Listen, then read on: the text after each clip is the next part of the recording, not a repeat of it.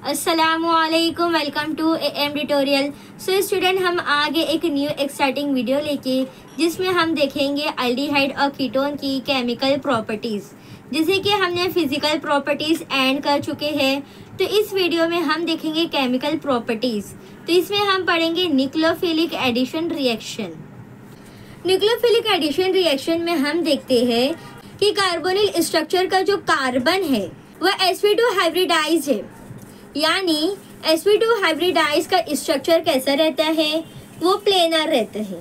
यानी कार्बन उसी प्लेन पर अटैच्ड है, ऑक्सीजन उसी प्लेन पर अटैच्ड है और जो दो ग्रुप है वो भी इसी प्लेन पर अटैच्ड है। टोटल इस सिनेरियो में 3 सिग्मा बॉन्ड बन रहा है और एक पाई बॉन्ड बन रहा है। तो न्यूक्लियोफाइल कहाँ पर अटैक करेगा? वो कार्बन पर ही अटैक करेगा, लेकिन न्यूक्लियोफाइल इस प्लेन के ऊपर से भी अटैक कर सकता है और इस प्लेन के नीचे से भी अटैक कर सकता है। तो न्यूक्लियोफाइल के अटैक करने से कौन डिस्टर्ब हो रहा है? पाई बॉन्ड बनाने वाले इलेक्ट्रॉन क्लाउड डिस्टर्ब हो रहा है। देखो, पाई बॉन्ड से क्या बन रहा था? Double bond. यानी पाई बॉन्ड अगर डिस्टर्ब हो रहा है तो क्या होगा? डबल बॉन्ड खत्म। यानी पहले एक डबल बॉन्ड और 2 सिंगल बॉन्ड थे, लेकिन अब डबल बॉन्ड गायब। इनफैक्ट अब चारों सिंगल बॉन्ड रहेगी। तो अब कार्बन का हाइब्रिडाइजेशन कैसा है? यानी कार्बन चारों चीजों से अटैच्ड है, तो कार्बन का हाइब्रिडाइजेशन क्या होगा? वो sp3 हाइब्रिडाइजेशन होगा। तो sp3 हाइब्रिडाइजेशन का स्ट्रक्चर कैसा रहता है? टेट्राहेड्रल। एग्जैक्टली। इसका मतलब अगर न्यूक्लियोफाइल कार्बन पर अटैक कर रहा है तो क्या होता है? एक टेट्राहेड्रल इंटरमीडिएट बनता है और इस टेट्राहेड्रल इंटरमीडिएट से बाद में जाकर फाइनल एडिशन प्रोडक्ट मिलता है। कैसे? क्योंकि इस टेट्राहेड्रल इंटरमीडिएट में O- रहता है, राइट। डबल बॉन्ड तो टूट गया, लेकिन जो O- रहता है, ये O- कहीं से H+ पकड़ लेता है और इस तरीके से मिलता है हमें final addition product. Nucleophilic addition reaction में एक बात और देख लेते हैं कि अल्डिहाइड और कीटोन में ये दोनों में से अल्डिहाइड ज्यादा रिएक्टिव होता है इन न्यूक्लियोफिलिक एडिशन रिएक्शन। ऐसा क्यों? क्योंकि अल्डिहाइड का स्ट्रक्चर देखो कैसा रहता है। सबसे सिंपल अल्डिहाइड क्या है? मिथेनॉल। मिथेनॉल का स्ट्रक्चर कैसा रहता है? H bond C double bond O bond H। यानी कार्बोनिल से दोनों तरफ हाइड्रोजन अटैच्ड है। इसी तरह अगर हम दूसरा अल्डिहाइड देखें तो क्या रहता है? RCHO।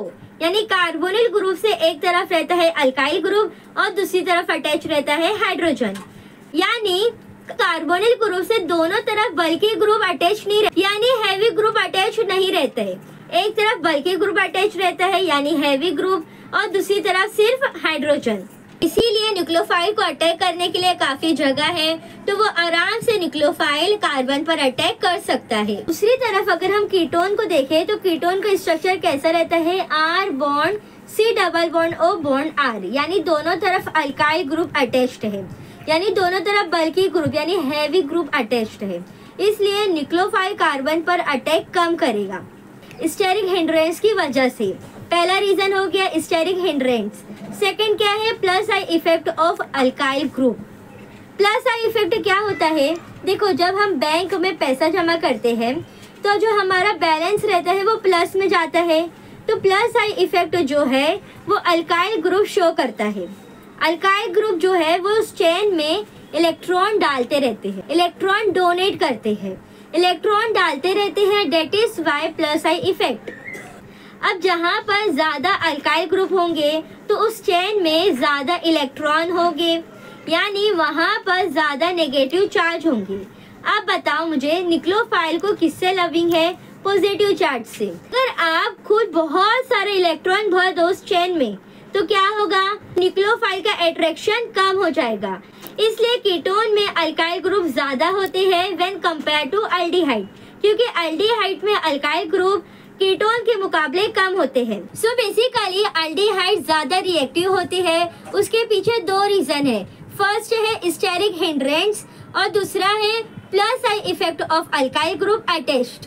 तो यहाँ तक अगर वीडियो पसंद है तो उसको लाइक करो, शेयर करो, सब्सक्राइब करो और नेक्स्ट वीडियो के लिए वेट करो।